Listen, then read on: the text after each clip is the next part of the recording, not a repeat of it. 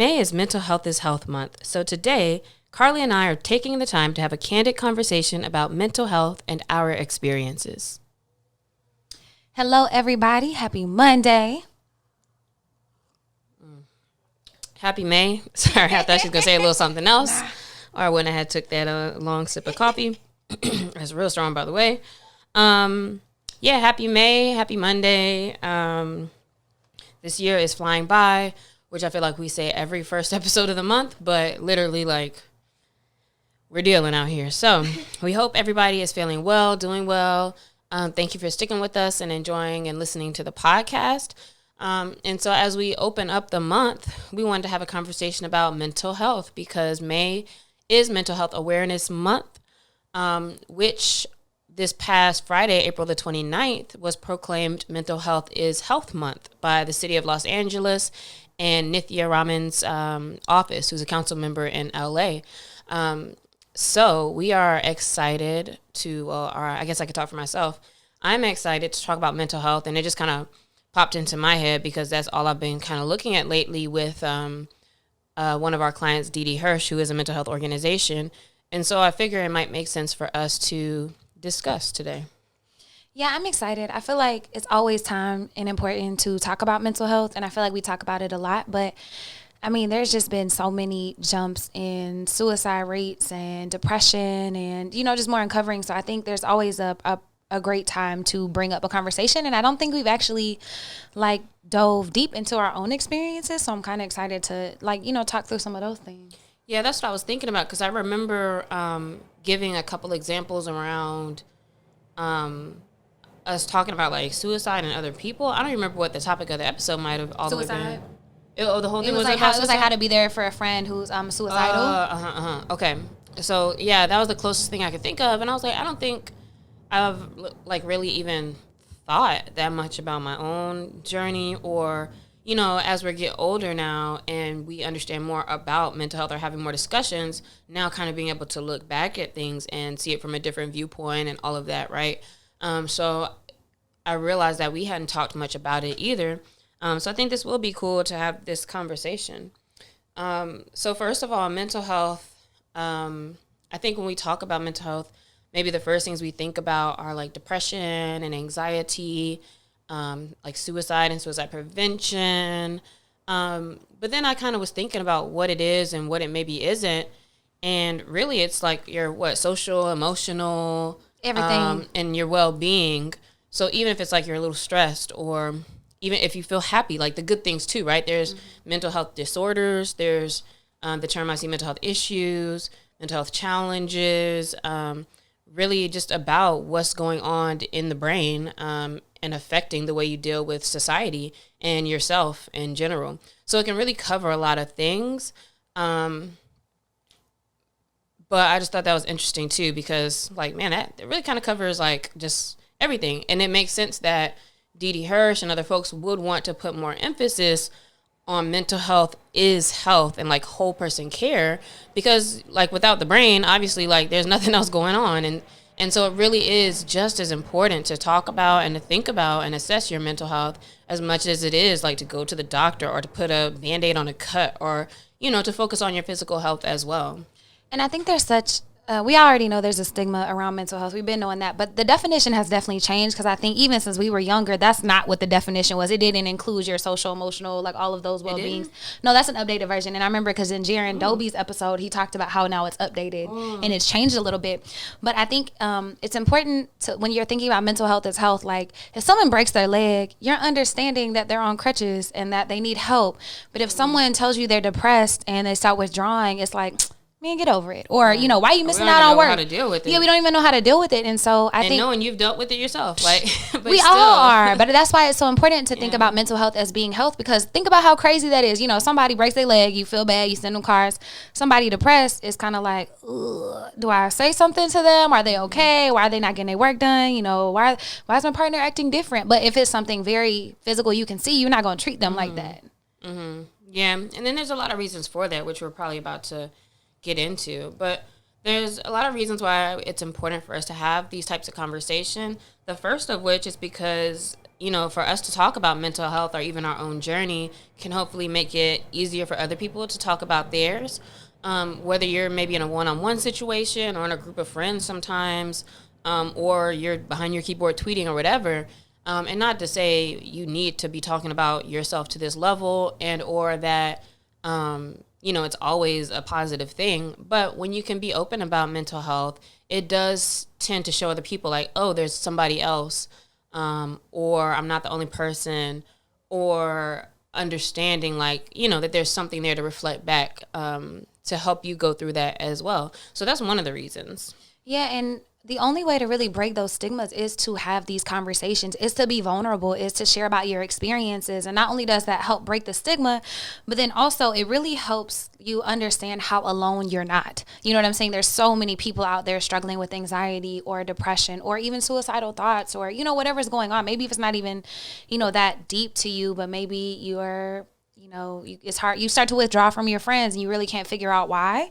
And I feel like it's been a lot of times in my life that I knew something was going on, but I didn't even know how to talk about it or who to go to or even like what to do. Mm-hmm. Yeah, like to what we were saying earlier, mental health, an issue could just look like when in the morning you wake up and you're just like, your first thoughts are like, oh man, or like you're really blah or whatever. Like it really manifests and can show in so many different ways.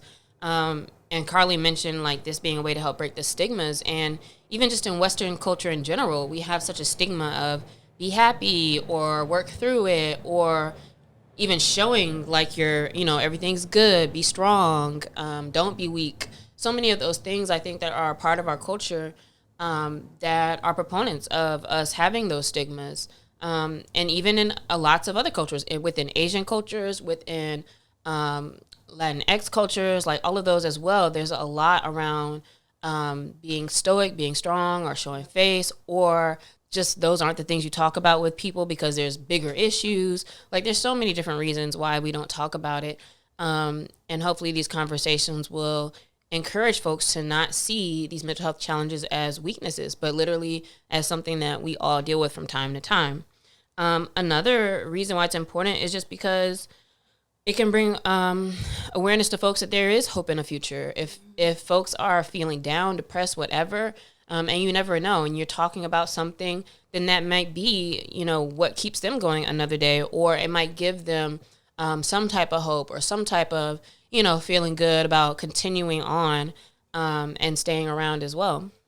And there are so many resources out there, like support groups and therapy and all kinds of exercises and things to help support you on your journey. And we don't know that unless we talk about it and, unless we start to share this community where we have this vulnerable space where we can actually, be ourselves and be honest about what's going on with us. Only then can you really start to heal and start to grow, and not saying there's, one fix all for any type of mental issue or anything like that, mental health issue, but just knowing that, it's all part of the journey and it all helps us heal and grow.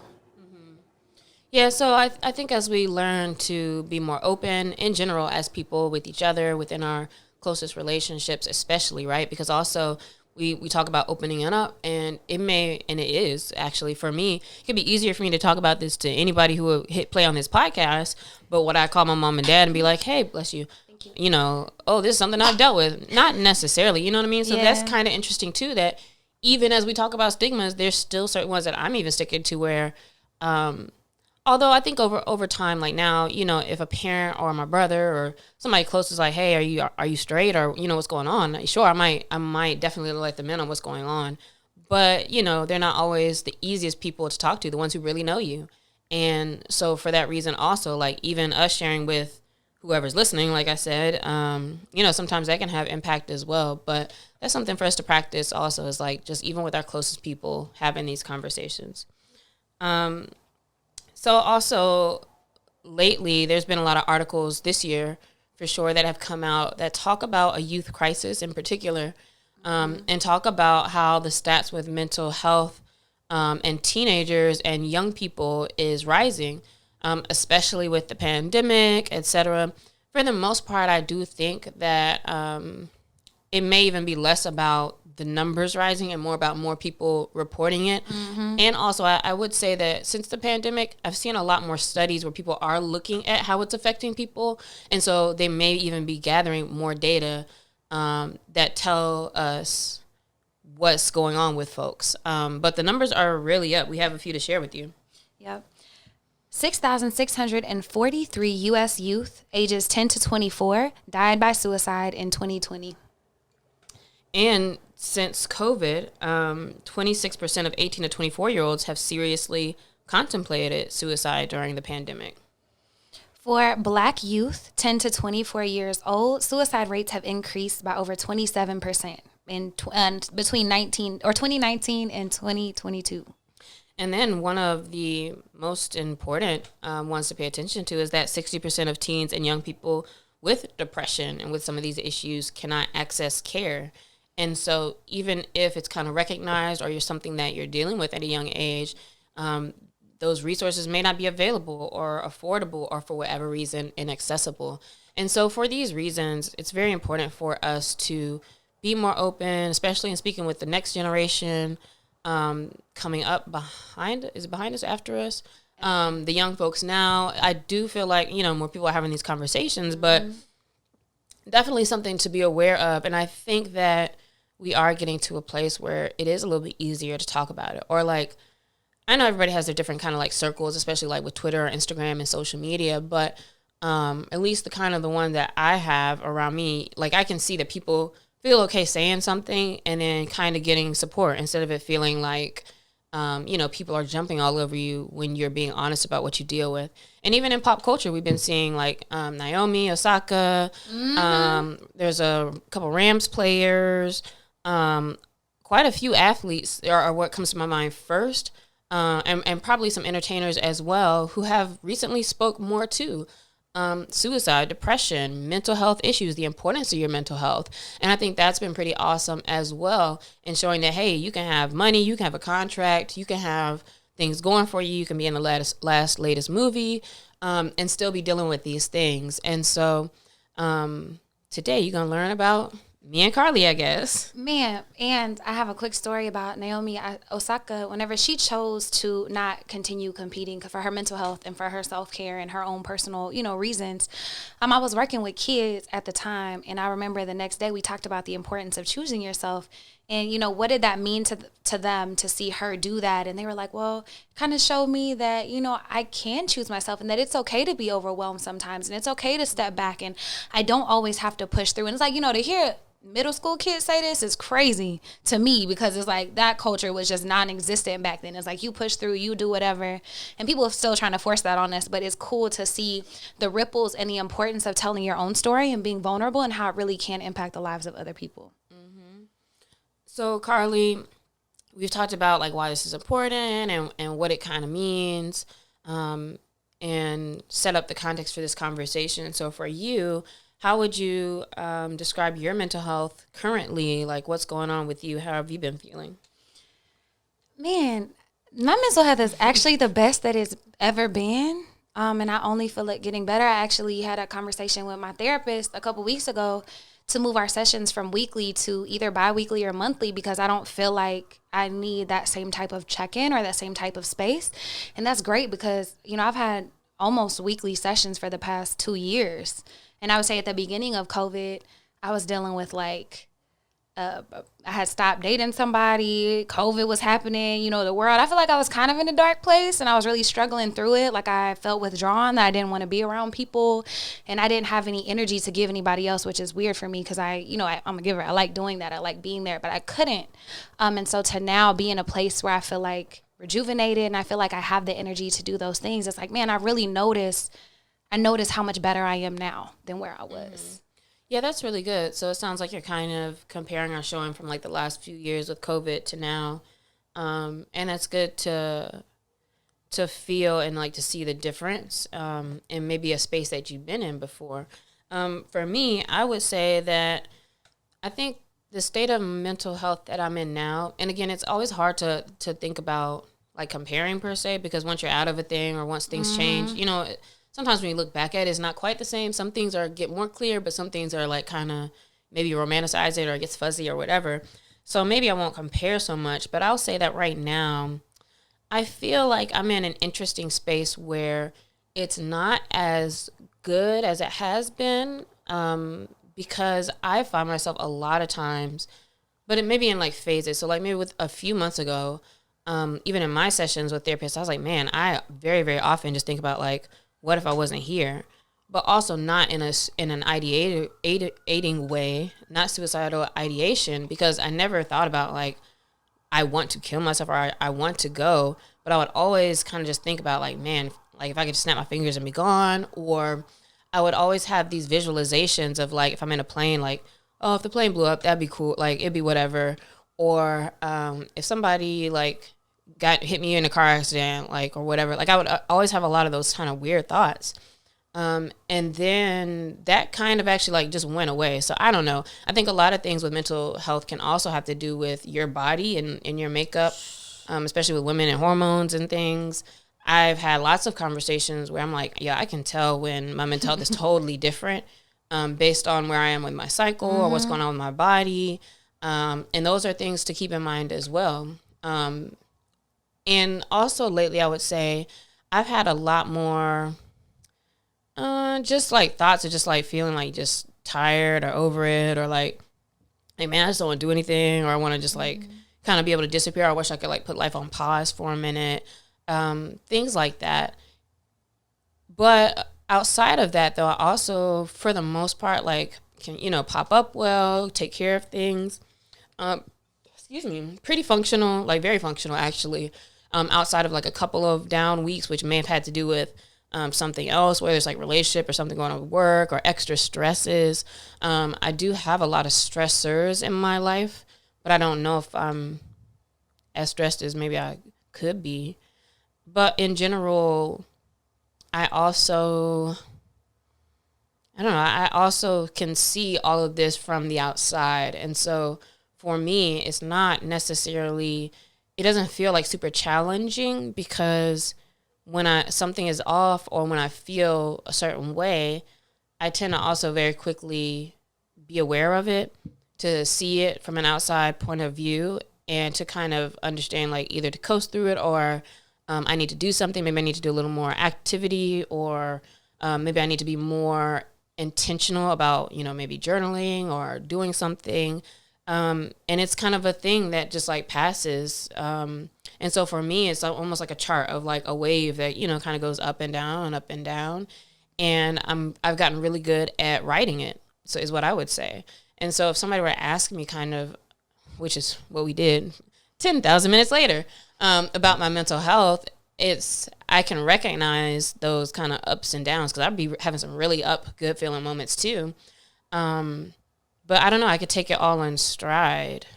And I think that's a great point. Like, it's like, well, how do you even gauge your mental health? If you are just starting this conversation, like, how do I even kind of know where my mental health is? Because some days I be feeling stressed and some days I be feeling good. For me, I think about riding that wave. Like, you can't really control those things so much. Some of them, yes, but not all of them. And so it's like, what does your functionality look like? Are you still getting all of the things done that you need to? Are you still able to show up every day? And then also, like, what is your bounce back time? This is not to say toxic positivity, not to say you have to force yourself to feel good. But when you have one of those days where you imagine I've been here, where it just sucks. The day just sucks. You don't want to get out of bed. It's like, how long does it take you to bounce back? And I'm looking at those things to measure, like, wow, I noticed significant growth in my mental health because I'm able to take more things in stride. I'm able to bounce back a lot quicker, and things that before would have decimated me. Like, I would be flat like a pancake, like on Wile E. Coyote with the Acme, boom, dynamite. Now it's like, okay, I need like 20 minutes and a little meditation and maybe some movement, and then I'm good. And that's kind of how I think about where my mental health is. Mm-hmm. But I will also say, too, that I need to actually go to a real doctor, but maybe I will sometime soon. Actually, I need to put that on my to-do list, because I'll be putting everything on my to-do list except my personal stuff. But I also, even recently, like, I did think about, like, man, let me research, like, what medications are out there for certain stuff, whether it's ADHD or where am I at on the spectrum that maybe I need to take a test and, like, identify, or at certain points I have, not recently, but I have looked at like, okay, what are antidepressants? How do they work? How could they work? What are the differences in them?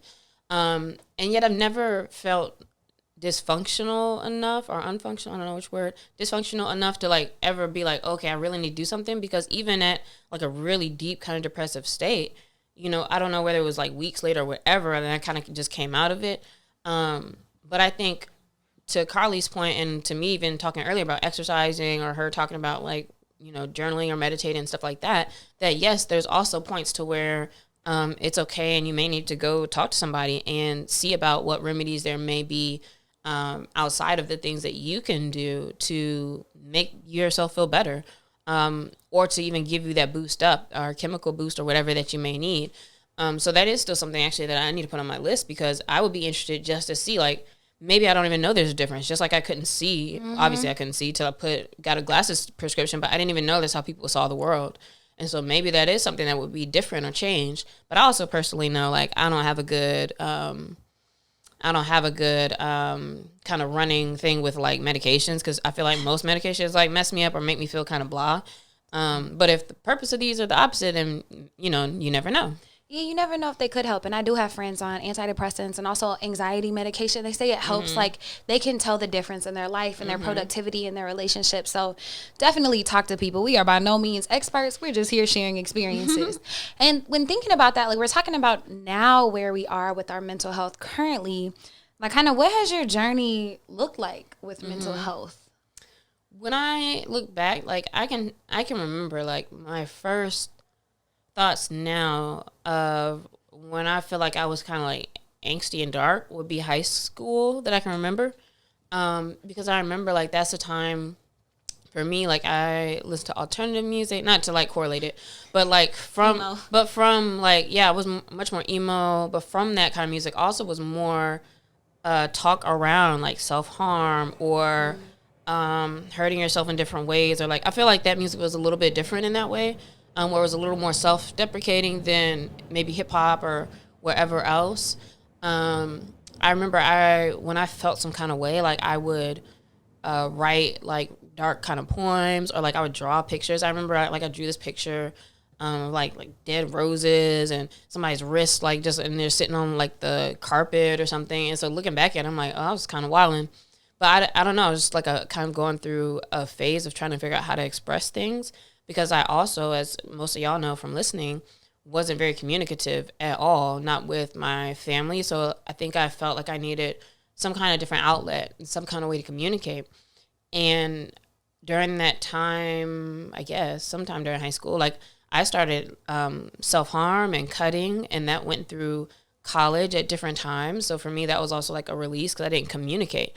And so it was almost like I had this feeling or this need to like have to remind myself to like, oh, I feel kind of alive, or I feel like I'm doing something, or I don't know, kind of like jolt myself if I was ever going through something. So I would say those are kind of like my earliest memories of things I'm like, that's probably pretty reflective of a mental health issue there, in high school, college. And I don't know what's the word for like if you like just not a good communicator, or like other issues, right? Like other social issues. I don't know if it's like it's the mental and then which reflects this way, or if it's like, you know, I didn't grow up communicating well, so then it reflected back through mental health. Like I don't know like how it all connects, but like obviously, well, I don't know, maybe not obviously, but like all of it, again, the point is that it all goes together. And so definitely there were healthier ways to deal with, you know, the things that I was going through, which I did not know. Outside of that, I would say I can't really remember or picture anything that's like super reflective of a straight up like mental health challenge. Outside of maybe the anxieties. Oh, I used to have panic attacks a lot, I think.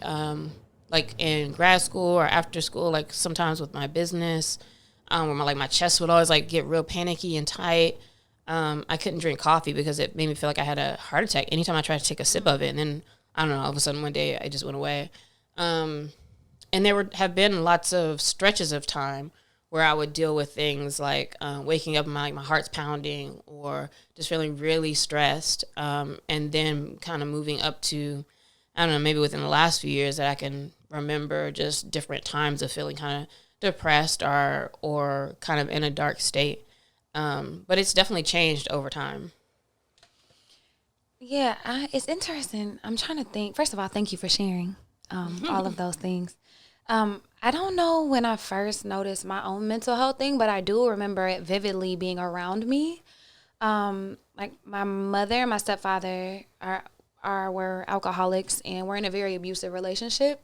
And so I remember my mom having depressive episodes where she would withdraw and not, do things. And I remember my grandmother had a lot of social anxiety when I was younger, so she didn't want to be around people. Did you understand those things as a kid, or now looking back, you're like, well, when I was little, I just was like, well, obviously, I know why my mom is sad. Like when you are fighting and you know what I mean, and drinking and things aren't going your way, like of course you're gonna be sad when you can't pay bills and stuff. Like in my head, it like made sense.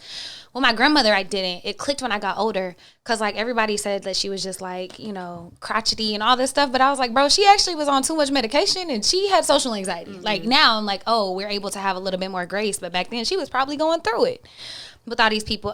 With myself, growing up tumultuously the way that I did, I never thought that I had issues because I always felt like I was helping people and saving them. And I didn't realize until I got older and started therapy that my coping mechanism was to try to get my way out of it. So I took all of that hurt and anger and pain and probably depression and loneliness and fear and channeled it into what I was doing, which is great. Like when you're surviving, you do what you need to do and you look like an overachiever. Nobody knows anything is wrong with you.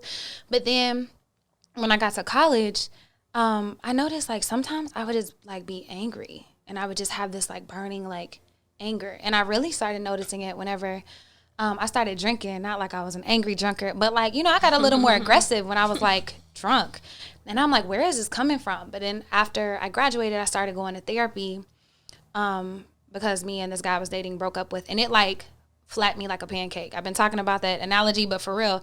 And in my head, I was like, my reaction to what's going on in my life doesn't make sense. Why am I so sad that I don't want to get out of bed? Like, it's not that big of a deal. So I couldn't logically make sense of it. Started going to therapy and realized it was just the accumulation of all of those emotions and me not knowing how to process or deal with it or talk about it. I didn't realize that I needed to talk about what I went through when I was little, what I saw, what I had to process, that, I was parentified and was raising my parents, and that, that stuff lingered in me and that I was hurt. And, so afterwards starting to tell my story, that's when I realized like, oh, a lot of the things that I do are trauma responses. Oh man, wow, I can heal that. Oh wow, life can feel good. And so, ever since I'm 33, I started therapy when I was 23. So it's like 10 years into my self-love journey with therapists and, really working. I see such a difference. But it's like sometimes, like Lexi said, you don't even know that you can't see until you put on glasses. Like I didn't know anything was wrong with me until I started talking to a therapist and was able to process and heal that stuff. I didn't realize I had so much anger and so much hurt and fear and stuff in my body. I didn't even know that I was processing that because I'm a genuinely like happy person, but it was heavy. And now I can't really explain it other than like there's not this heaviness on my soul. Like I can be genuinely peaceful. One of my friends I saw who I haven't seen probably in like 5-6 years, she saw me, she was like, yo, you are so peaceful. And I was like, wow, that's a compliment, baby, because I have never heard that. Always been a good person, never been peaceful.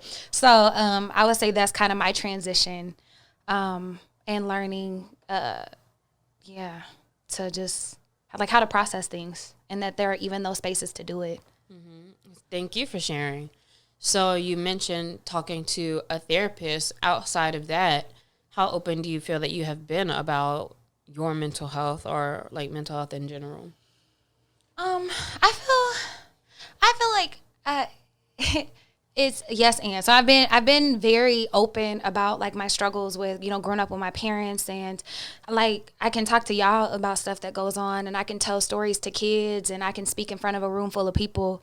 But when it comes to people in my life, it's much harder to not feel embarrassment or shame or guilt whenever I'm going through things. So I'm getting better. But I feel like now is really like the past year, I've really been vulnerable with people. I feel like before I would do the same thing. How you feeling? I'm good.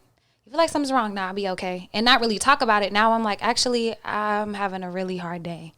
And just being okay with that. So I feel like it's within the last year that I've even really been able to be open with the people that are closest to me about how I'm feeling. Because before I was carried so much guilt and shame and embarrassment about it. Like I should be able to handle all these things by myself. I felt weak. Yeah. Mm-hmm. And then what would you say are some of the like positive and negative ways that over like your journey you've dealt with it or like tried to fix or make it better, or you're just like your attempt to like have a relationship with mental health? Man, I feel like for the most part, most of mine are positive, thank God. I have done a lot of yoga. That's actually how I got into yoga, because that was the only time I could calm down my mind. Like, my racing thoughts was at the very end in Shavasana and corpse pose. That's why I started going to yoga. I thought it was real dumb when I first started doing it, but it was the only time I felt peace. So I kept going and kept going. That's why I like working out so hard. That's why I like journaling and reading books and talking. Learning how to do things by myself. Like, those are all really positive things. Anything we've talked about for self-care and self-love are pretty much the positive ways. I think some of the negative ones are looking for other people to fulfill those things or to help heal you, trying to find that in either friends and or lovers, mostly the latter, and realizing that that's not it and that will never be it, and that's okay. You don't have to beat yourself up about that. But I feel like people was probably the most negative one of mine, is trying to attach my worth or trying to find my worth through other people. I would say my most negative ways of dealing with it are obviously self-harm. There was even like a time in college, like a second, where I would like take cigarettes or like, I just needed to be doing something. So I would like smoke a cigarette or like a mild or something, because that's what we did back then. Maybe like even through drinking. And again, it's kind of like during college years. So like I never have been an alcoholic, I wouldn't say, but kind of going to like negative habits like that. Taking a lot of pills or like trying to numb. So my things have been like trying to numb it. And even now, like when I smoke or, and not cigarettes, when I smoke or like who I kind of want to drink, like it is a lot of times like something that's an escape. So even in the same way, some of those habits now, trying to think of what else outside of like what you said with like people validation. Mine, I thought about when food. I tore my ACL in college and I couldn't move, so I didn't have my health outlet. Like, I didn't have the thing that I usually use. And then my grandfather passed away, like within the same week, and I got fluffy, boy. I was eating all kind of food, and I didn't realize that's what it was, because I was cooking because I like to cook, but inevitably I started eating because I was cooking all this shit, and that was my heaviest I've ever been in my life. That is a good one to keep in mind too. But the positive ways that I dealt with it was I started going to therapy too after college. I went, and it was so funny because like when I just stopped like self-harming, but some time after I felt like, man, you know what? I feel like I need to talk to somebody about that. And so I remember going to like that was the first time I'd ever done it. And it was through, I worked at my university at the time. So like they had a program where, they take care of it. So I was like, oh, I'm gonna go talk to somebody. And I went in there the first time. I was like, yeah, I was like cutting myself and doing this or that. And she was like, oh, okay. Like, first session, cool. But I told her too, I was like, for some reason, like I was at a point where like I just felt like I needed to talk about it. I didn't know why or what. And I think a lot of, for me, since around that time, like after college to like the last couple of years, like I probably have had a lot of ups and downs, but I don't really recall them because I don't think I was processing that something was going on, or like it didn't even know how to like figure out how I felt or to process that either. But so for a long time, like the therapy was like useful. I just went like a couple times. And it was really like just like reporting, getting it off my chest. And I don't think I went again until I moved to LA. So since 2015, and then maybe, I don't know when I started going, maybe like 17, 18, probably. I started kind of going regularly again. Just switched to somebody new in the last year again. And so, during when times are harder, kind of like how you said, I would go more often. I hadn't even thought about her in a while, so I don't think I've been in maybe like a month or so now, but like I need to. But yeah, I think that's the most helpful thing is that. And I do have a lot of friends who like really like challenge me on like, how are you feeling? Like for real. And that's to me is the hardest time to like actually talk to somebody, because I feel like they're kind of putting you on the spot. And my thing is like, I try to escape like feeling. So then if somebody asks me, I can like, dang, I feel like they really care. Like, but that's what makes me like start feeling, and I try to avoid that. So I still kind of always collect myself or like deliver what I want to say in a certain type of way, but I can be more open about it, and talk to other people about it for sure. And that's such growth whenever you're actually able to do that and notice whenever you are running from those conversations. We talked about our own mental health, but what has your experience looked like with other people and their mental health? Like, what have you kind of helped people through or been there for, experienced? Well, I don't have any nobody close to me have I lost to suicide. And within even my own family and close friends, I'm sure there's a lot of folks who have mental health issues or deal with depression, anxiety, bipolar, things like that, schizophrenia maybe even, but I don't really know. You know what I mean? Like it's not like very labeled. Like within my house and all that, like I don't know. I was thinking about that even with when I was thinking about my own like issues and stuff. I was like, man, I wonder if that's something that's like my grandmother, great grandfather, or somebody might had or something. And you just don't really know, you know? But outside of that, I have had a couple of close people who they've expressed feeling suicidal. And I remember the first time I had dealt with that, I was kind of scared because I felt like, oh man, is this like I kind of felt like it was in my hands because somebody was reaching out to me. And at that time I had been doing like training for a crisis text hotline or whatever, which was helpful. And it was so funny because I'm like, okay, I kind of know like what not to do. It's still always like weird. Like I remember feeling like scared that I would say the wrong thing, but I kind of remember the things not to do. And really it's just about being there and like letting them talk. I kind of just asked them questions. And they felt comfortable telling me like, they're just like, yo, this is just how I feel. So I just want, to talk to somebody. And they went to like the hospital. They're like, I'm gonna just sit out here for a while. And, just didn't want to be by themselves until they felt okay and went on about it. And then another person who's close to me, like really just going through like a deep depression, like a lot of financial issues, things like that, which that'll do it. And would start to like mention it more often. But also I think it was during a time too, where like I would mention things about death and like, just like be open about how like I have those types of thoughts as well. So I guess they felt kind of comfortable, but like they would kind of mention that, not that they wanted to exactly, but I don't know how to really explain it, but just kind of like throwing it in the conversation. So it's like, okay, in my mind, I know like, all right, let me pay attention here. Let me ask questions about like, what are you about to do? Or to see how much they're like really ideating it. And just, again, it was kind of a situation of needing to just kind of be there and be responsive and attentive. But those are a couple of situations that I've had with somebody in crisis.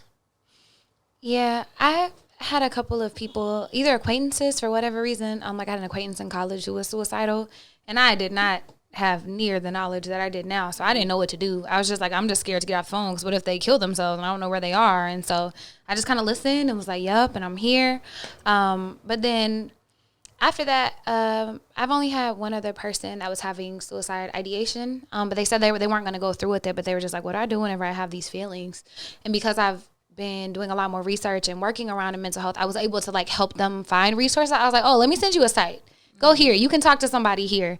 And then my best friend is bipolar, and she had a mania, a manic episode, a very intense manic episode during the pandemic. And that was my first time ever dealing with that. And I didn't know if she was safe or what was going on, or, it was just, it was a lot for both of us. And it's like, what do you really do in those situations? But I was able to get in contact with her mom and her partner and other people, who could help get her the help that she needed at that time. She doesn't live near me. And so she's good now. And so I understand a lot more about bipolar. She actually facilitates some bipolar support groups for people with manic episodes and who are bipolar. So that's awesome now. But outside of that, just people in like abusive situations or in those type of crises. So not them necessarily, but just where they might feel that they're in danger because of other people. Mm-hmm. And I think it's just important to be aware of and to think about your own mental health. It's just as important to understand or know how to talk to others about mental health, things not to say, things to do, ways to pick up on cues, ways to start conversations, things like that. So, and that could be a whole nother episode, but I do think that's important as well. It's not just talk about what's going on with you, but to really kind of practice and learn how to kind of be there for others, or to recognize at least when somebody else might be going through something, so that you can have a productive conversation that doesn't make them feel shame or stigma, or like they want to just keep it inside, or, oh, maybe I need to hide it better. Like that's how I've always kind of been. It's like, if somebody asks me how I'm doing, or I feel like they're worried about me, my first thought is like, oh, I'm not doing a good enough job of hiding it. And so, you know, there's things I think for sure that we should all be doing to get better at that as well. And if you like want to, there are so many resources. Like we had an episode whenever Lexi was going through like that training about, you know, being on a suicide prevention crisis line. Like what does that look like? How to, you know, continue a conversation without pressing the person and being a better listener, but then also connecting them with resources. And so I would say everybody should probably take some type of course like that to be better, you know, supporters for everybody in our lives. Yeah, that is a good point. I remember back in the day too, like when I was in middle school, like I used to take like those CPR courses and stuff like that. But again, like that's taking us full circle to mental health is health. We don't have those kind of conversations in classes or like necessarily programs like without you really looking for them, where you are learning how to have those conversations just the way you may be learning how to swim or how to save somebody's life or how to do the Heimlich maneuver or whatever else. So yeah, all of that is very important. But I will say that I appreciate that I for the most part, see that more people are open about having these conversations, especially like we said, in entertainment and in pop culture and the public eye. The more people are feeling okay talking about it, the more you just tend to see like the floodgates open of people who can identify or feel heard or seen.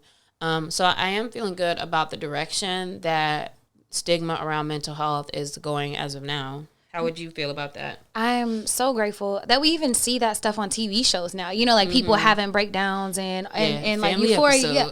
But even like things on Euphoria, like This Is Us, like really talking about everything from eating disorders to depression to self-harm to, you know, abusing drugs, substance abuse.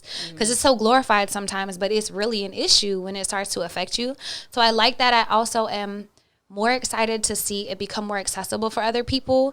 So a lot of the things like that, you know, Councilwoman Nithya Raman is doing in the district, like all the stuff that Didi Hirsch has, like all that, I'm just excited to see it be more accessible, because it's like, well, what do people do if they're aware but they can't get help? Like how does that help anybody? And even nowadays, there's so many just like even Instagram communities and places online where it's like, even if you just start by a Google search, you will find something.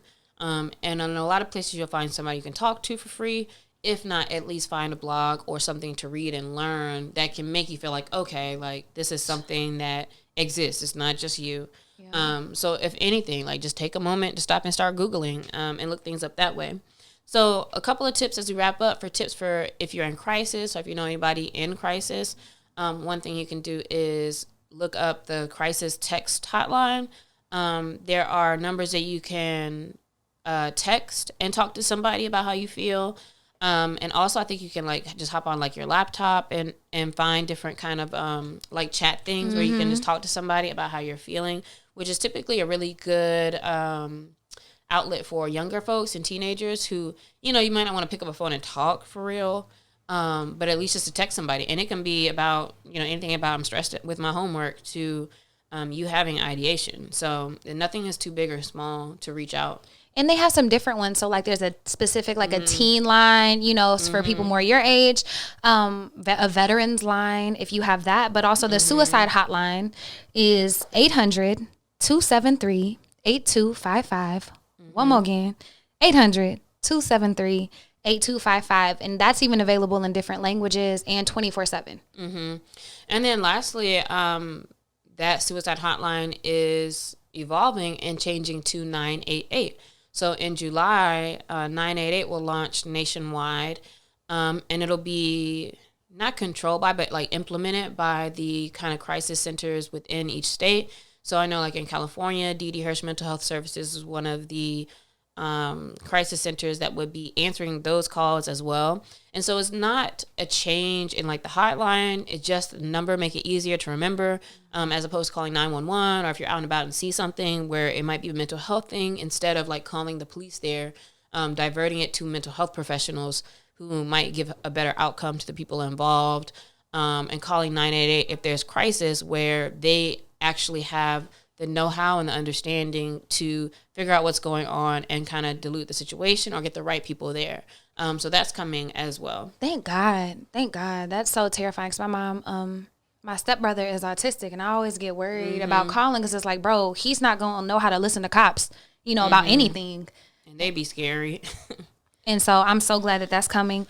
And just a reminder to, you know, call and check on people, text people, be vulnerable, actually share your, you know, how you're feeling in your story so people feel comfortable sharing with you. Like, let's continue this conversation around mental health and mental health actually being health. Mm-hmm.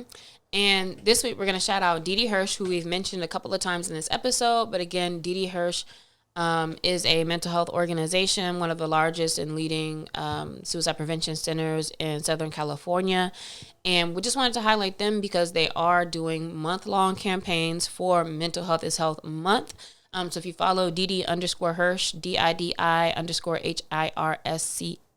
on Instagram, or find them on most of the platforms, all month they're going to be doing like different challenges, asking therapists, putting out lots of resources, etc.